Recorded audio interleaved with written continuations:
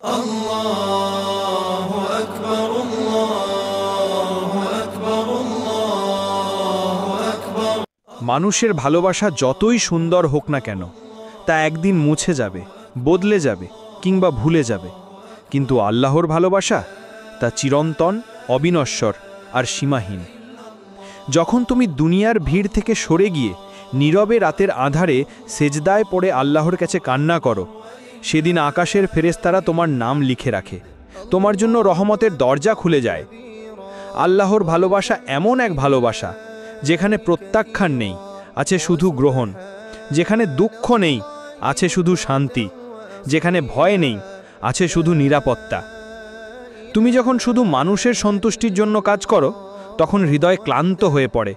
কিন্তু যখন আল্লাহর সন্তুষ্টির জন্য কাজ করো, তখন হৃদয়ে নতুন শক্তি পায়।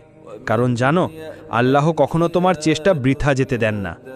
তাই আজ থেকে প্রতিজ্ঞা করো, মানুষের চোখে ভালো হওয়ার জন্য নয়, আল্লাহর কাছে প্রিয় হওয়ার জন্য বাঁচব। তোমার আমল, কথা, আচরণ সব কিছু হবে শুধু তার জন্য।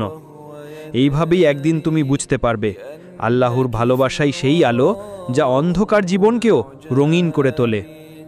ইন্নাল্লাহা ইউহিব্বুল মুতাওয়াক্কিলিন, নিশ্চয়ই আল্লাহ তাওয়াক্কুলকারীদের ভালোবাসেন। সূরা আল ইমরান 159।